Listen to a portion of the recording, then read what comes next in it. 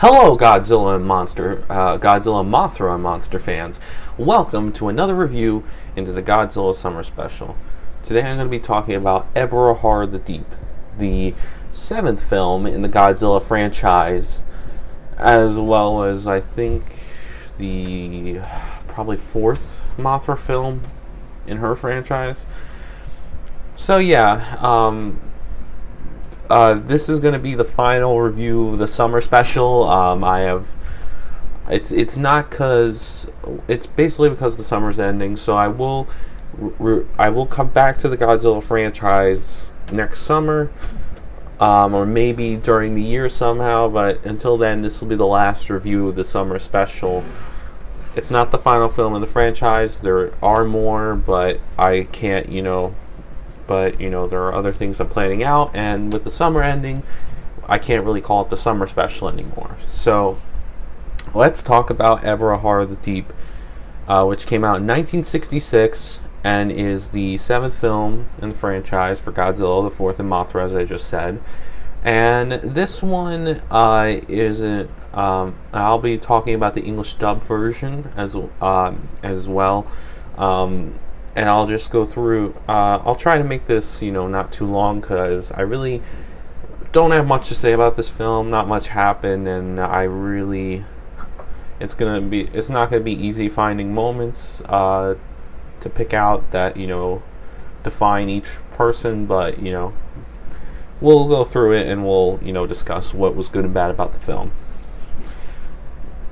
But yeah, this came out a year after Invasion of Astro Monster. There's no ties to that film. Originally, from what I heard, this was supposed to be a different film. Mothra was scheduled to be in it, I think. I don't know if Ebirah was ever planned to stay in the movie, but it possibly was. But Godzilla was never originally meant to be in this film. They slapped him in at the last minute, and it's clearly quite obvious, and I'll get into why eventually. But yeah, King Kong was originally supposed to be in this film, but they changed it for some reason, and it became a Godzilla film, so now I'm reviewing it. So, this is not a well-beloved film with Godzilla fans much, and it's not really hard to see why. So let's tap into what I think about this film, and whether I think it's worthy of its bad reception, or if it's, better than expected, or if it's okay.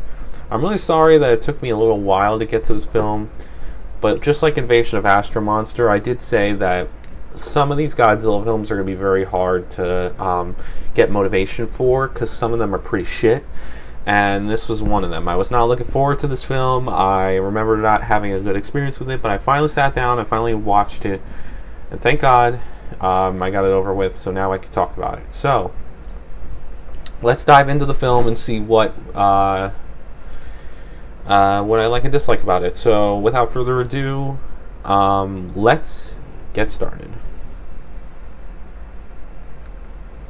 The plot of Ebirah the Deep is this: the monster, Godzilla and Mothra, have to put aside their differences to battle against a sea lobster, basically. And you can tell by the title of this film, because Ebirah is the sea monster. This film was originally titled Godzilla vs. the Sea Monster for some reason. I have no clue why it was called that in the English, in the American version, but they retitled it for some reason. But that's what we ended up with. It's originally called Ebirah the Deep, so that's what I'm going to be calling it. So yeah, Godzilla and Mothra team up, and they battled basically a giant lobster on sea who are terrorizing our people on an island. That's the basic plot summary that I can give. There's not much to this film. It's a pretty boring plot, to be quite honest. But let's get into the characters. Now, as I've already said, in many Godzilla films, characters tend to not be the main focus and we never really expect them to be good. So I'm just going to say this right now. All the characters are shit except for one. One character is actually not that bad. Everyone else is shit. So I'm just gonna talk. Basically, the four main people we follow are a guy who's in search of his brother, who apparently got lost at sea, because of maybe I think a bad thunderstorm hit his ship, and all this shit he was presumed dead, but his brother doesn't believe it, and he knows that his brother's alive, so he's trying to find his brother, and his friends want to go with him to basically along for the ride. And then we have a outlaw, a thief, who was hiding out in the ship that they were stealing, and basically he tags along for the ride as well, even though he never planned to be part of this trip. So immediately we got four characters. We got three people who know each other, and then the thief who he's his own person. He does his own thing. He's solo. He just happened to be on the ship that they were on, and they weren't planning on stealing the ship. He was just hiding out, and his friends never planned it. But the brother just decided to take off the ship and you put it out to sea, and that wasn't and they obviously didn't agree with that. And it's basically a boat adventure at first with the characters, and then they get stuck on an island, and then basically that's what happens. So I'm going to talk about the one character that I actually like, and that character is the thief, the outlaw, the guy who doesn't really know the group and is his own thing. So why do I like the thief and the thief guy? What makes him a good character versus the others? The others have basically, they're just not entertaining at all. There's nothing. They're very annoying. I don't really give a shit about them. But this outlaw is actually a pretty cool guy. He has a good amount of skills. It's established in the film that he's very good at picking locks and cracking safes. He's very good at stuff. So he's pretty skilled with that sort of thing. So he's a pretty skilled thief. He's very smart. He basically comes up with the plans and what their next course of action is. He helps the other characters survive, and he's a good leader figure when they get stuck on the island. In the beginning, on the ship, he can't stand the other characters. He tries to convince his friends to convince the other guy to take them back to Japan, so they can get off the water and he can go home and continue what he was doing. He doesn't want to be stuck with these annoying three people, and I understand these people are fucking annoying, and I really wanted to see him get through this.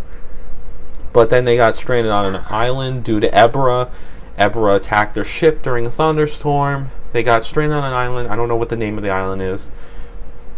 Got stranded on it, found out that Mothra's people from Infinite Island are being used to basically make a type of liquid to keep Ebirah from attacking them on their island, which is fucking stupid. I don't know why they just don't move to another island. Like, is this island really important? Do they really need it? What's so special about this island? I don't understand at all. But the thief is very like I said, he's very skilled at what he does. He's very smart. He comes up with plans, and he's a good leader.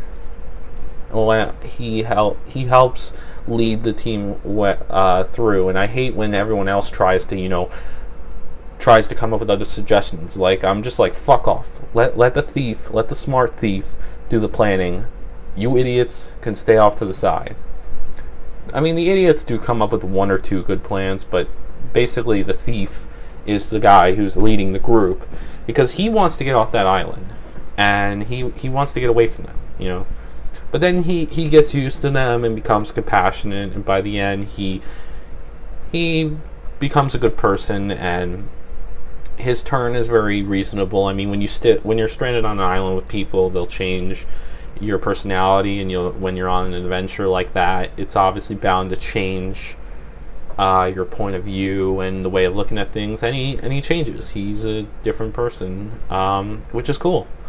I just think he's just an entertaining character for those reasons, because they show examples of him breaking into the facility to help, get one. He basically uses his lock picking and safe cracking to try to figure out, to get a surprise attack on the enemy, and try to figure out what they're up to and what they could do to basically get ahead of them and try to get off this island, which is very smart. And then but eventually they do get caught. All of them escape except for one, and then they try to come up with a plan to basically do everything. There is one guy with him that isn't as annoying and listens to him and comes up with good ideas as well, but I don't remember his name, and I don't know how to call him. He's one of the friends, but he's not so he is another okay character. But the thief is just a very good character. I found they established his skills very well. They established his what personality he is. He's the only good character in this film, and honestly the only reason to really even give a shit about these characters at all. Because honestly, when he wasn't on screen, I didn't give two shits about these characters. But once he came on, it became a lot better, and it wasn't as bad. Now there's 3 monsters in this film. Well, 4 technically if you count the fucking bird that comes for like a little cameo, which isn't even Rodan. I don't know if that was supposed to be Rodan or like an offspring of Rodan or something, but it was just a fucking bird that Godzilla roast towards the end of the film. So let's talk about Mothra first, because I'm sure Mothra fans are wondering, does Mothra actually play a huge part of this? Her people do, really. Infant Island and the people really do a bigger job in this film than Mothra does. Mothra barely does anything in this film. She comes at the very end, and she only rescues the people. She doesn't fight anyone except to whacking Godzilla to tell him to fuck off because Godzilla was attacking her for no reason. And that was it. Mothra has no fight scenes. Her people literally just sing and dance to her the fucking whole time of the movie, and it's mismarketing. The movie is basically, so the plot was basically a lie, saying Godzilla and Mothra put aside their differences to fight against the lobster. Well, no. Mothra doesn't do jack shit. So basically, and Mothra never even fights Ebirah. She never encounters Ebirah. She never does anything with Ebirah. Godzilla does. He has 2 fights with Ebirah, and they're both shit. But I'll get to that eventually. But Mothra does nothing, and it's a shame, because she hasn't been in the past 2 Godzilla films. Well, actually, the past 1. She wasn't in the last Godzilla film, and with Rodan and Ghidorah absent in this film and not in this one, I was hoping maybe she would bring something to the table. But alas, again, they wasted potential on her. They basically said Mothra's in this film, and they mismarketed it, even though Mothra has nothing to do with this film and barely in it. So Mothra fans, while Mothra and Infant Island are in this, they're not a huge... her people are more of a huge thing. Don't expect Mothra to do much. You'll only see her lying around with her people until the plot tells her, go save these people off this island. And then she fucking finally, she carries off the people. That's it. So, yeah, in the end, Mothra is a complete waste. Didn't need to be in the movie. It could have just been a regular pair of islanders. I don't know why Infant Island and Mothra needed to be in this film if they were barely even going to be used. But alright, let's move on. Then there's Ebirah, the villain of the film, and whose name is in the fucking title. Well, he sucks. Hard. He's a terrible monster. He has no abilities except his fucking claws. That's the only thing he does. He uses his claws to attack people and then splashes water on Godzilla. It's fucking lame. It sucks. Ebirah does nothing awesome in this film. He's not an entertaining monster. He's not a good villain. He is a terrible villain.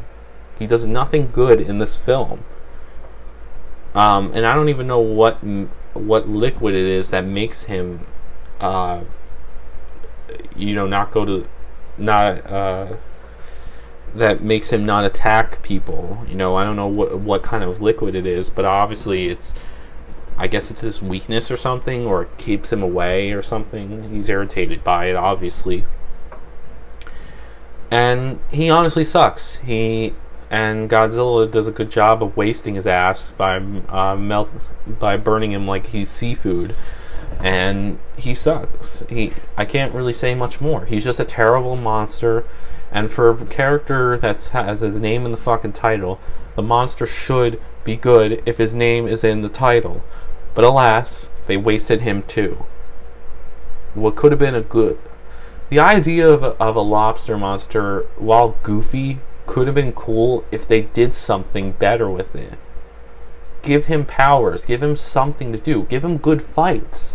Shit, if the fights were good, this film would have actually been fine. But nope. No good fights. No good powers for Ebirah. Ebirah's just a waste. He's honestly... he's another waste of a monster. So, he's shit. And he's a terrible monster. Does nothing good for this film. So yeah. Not a good monster. And now we move to Godzilla, the main character of the film. Well, Godzilla is okay, I guess. He kind of sucks too, but it's only because they fuck up a little bit of Godzilla. Godzilla does not act like Godzilla. He acts more like King Kong. So remember when I said that King Kong was originally supposed to be in this film and how it was pretty obvious? Well, what do I mean by that? Well, Godzilla basically, he's in a cave, he's sleeping, they wake him up by filling him up with lightning, electrocuting him, which sounds similar in King Kong vs. Godzilla when King Kong got electrocuted and was like, it's like he was Frankenstein and got like a power-up. And he becomes infatuated with a female. One of the female characters, who I don't even give a shit, one of Mothra's female people, who's on the island that escaped. He gets infatuated with her and protects her against a bird and some airplanes, that are, fighter jets, whatever, that are attacking him and her. So yeah, he's basically like King Kong. He protects a woman and is on an island sleeping, and when he's woken up, he basically attacks anything in sight. So that's why I don't like it. Now, Godzilla does some cool shit, and I guess I can try to find... I mean, there's this one scene, I guess, where Godzilla and Ebirah play some volleyball. That's where they throw a rock back and forth. That's kind of cool. And I would say that's and he also, I think, what is it? He obviously roasted Ebirah on the surface with his fire breath, with his atomic breath, and he fights him underwater, hand to hand, and it sucks. The underwater fight scenes are ass. Terrible. So I guess the one Godzilla scene I guess I could show, there's two. The first scene is, like I said, Godzilla and Ebirah playing catch, and then after Ebirah splashes him, Godzilla roasts his ass. So here is that scene, and why I think it's entertaining. So here you go.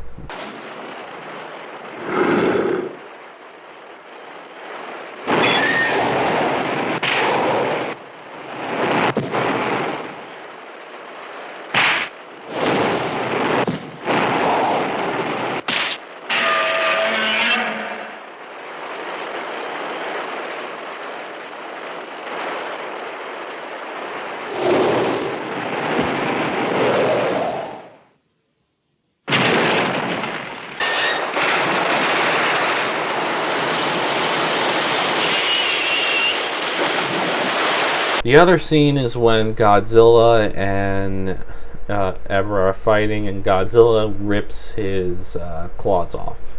That's a pretty cool one too, actually. And I like when he does that. Takes his claws off and does a little bit of clapping. That's another cool scene. But let's see. Is there any other Godzilla scenes that are really good that makes Godzilla good? Honestly, I think besides the volleyball and the thing,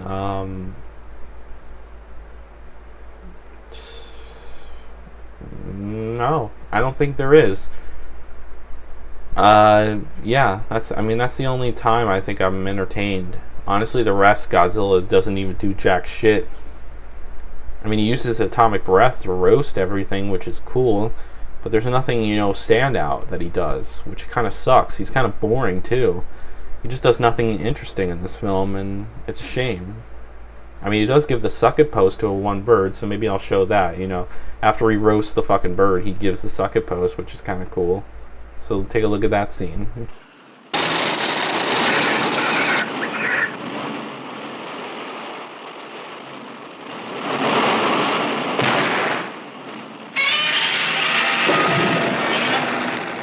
And I mean, besides that, Godzilla really, again, he's also another waste. They wrote him into a movie he did not need to be in. They should have just kept King Kong. Godzilla has no reason to be in this film. He was in the water last time, and how the hell did he get in the cave and was sleeping in the cave? And there's just inconsistencies with what he would do. And the fights with him and Ebirah suck, and the only time he's entertaining is when he roasts the enemy or does a little, volleyball match with it. And the music is also fucking weird too. If you listen to the music to this film, it's really goofy and weird, and I have no clue what they were doing with this film with the music. It's fucking weird. It doesn't fit the tone of the movie at all. It's so out of left field. It makes it, a terrible experience. So yeah, if you haven't guessed by now, this film is ass. It's complete ass. It was so boring.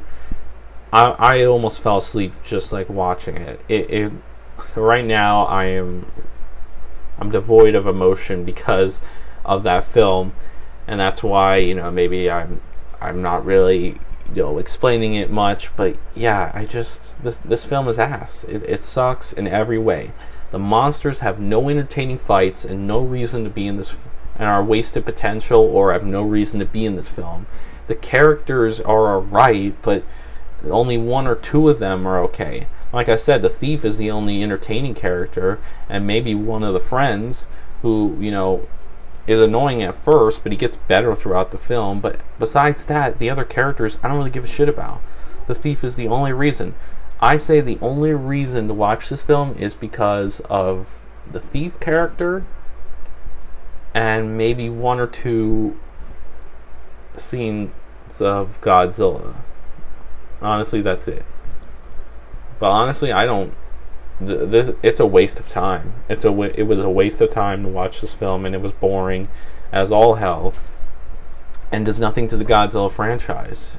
It's really one of the most boring films I've ever watched, and it's a shame because it could have been better had they made a compelling antagonist, had Mothra played a bigger part and teamed up with Godzilla. That's a really cool idea. They've teamed up before, but they just wasted everything. The monsters either had played no big part in this film, or they were just wasted.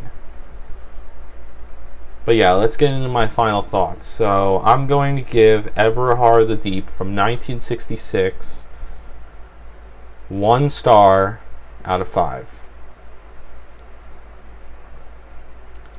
So I give it 1 star out of 5 because, well, just like I said, it's a boring film. It sucks. It did nothing for me. I'm so devoid of emotion after just watching it. It's a boring film, honestly.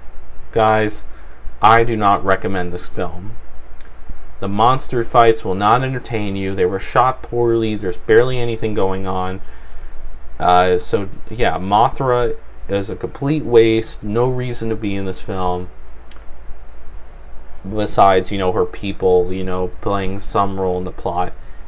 Ebirah is a terrible antagonist who is boring, does nothing special about him, does nothing again entertaining in this film against Godzilla or Mothra. And Godzilla was written into a movie that wasn't even about Godzilla, and even with his flashiness in it and him, using his atomic breath and throwing rocks, his fights with other monsters suck, and he does no rampage to anything in this film. He's not in the city this time, he's on an island. So I think that's what also makes it bad. The setting is terrible.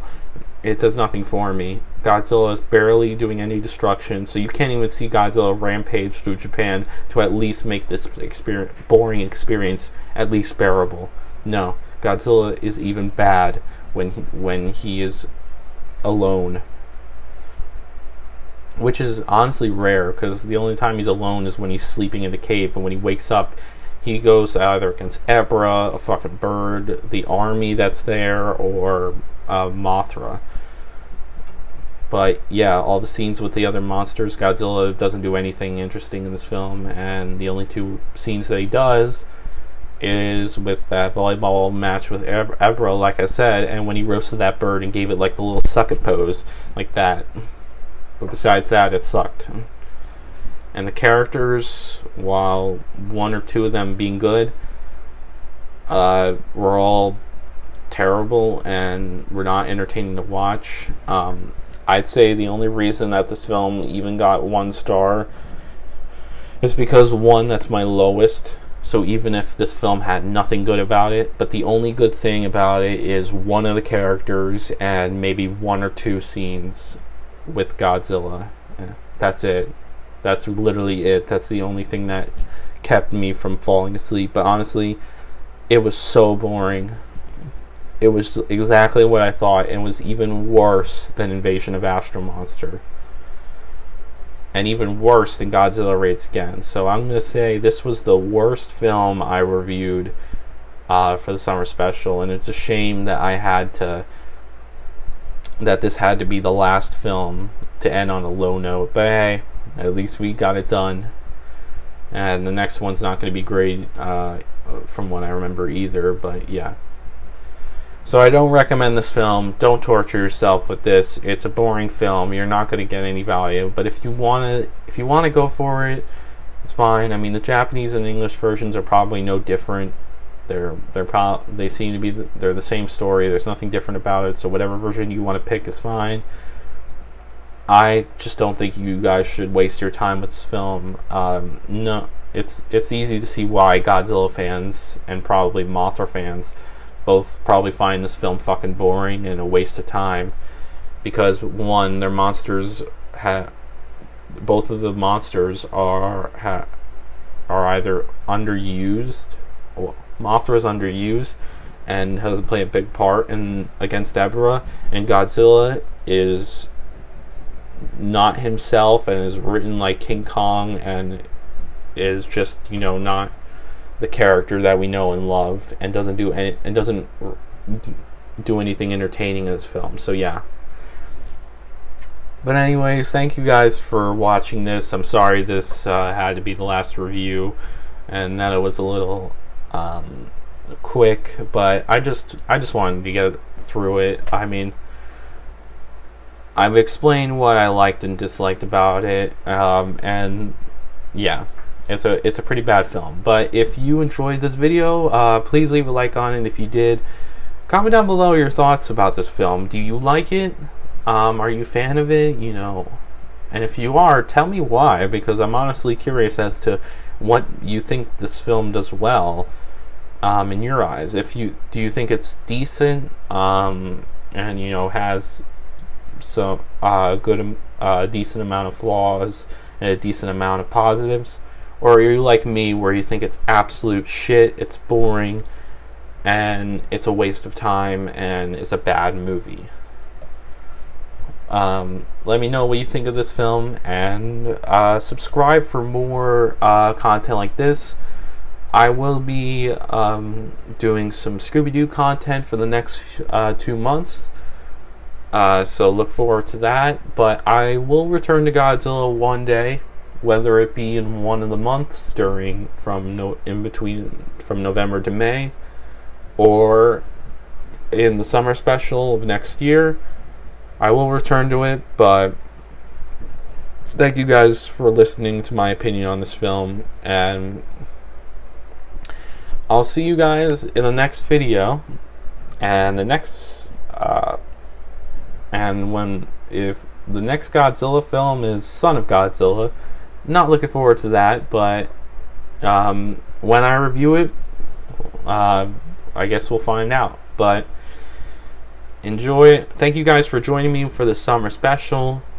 I had a lot of fun talking about some of the Godzilla movies from the 1954 Godzilla until this movie, Ebirah the Deep, from 1966. We got a pretty good amount.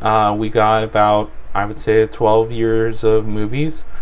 I wish I did more, but obviously you guys know that some things come up, and some of the movies were pretty hard to get motivated to watch, but I powered through it, and hopefully we'll get to talk about good content soon. So look forward to the Scooby content for September and October, and then whatever content I have between November and May, and then we'll come back to the Godzilla franchise in June of next year.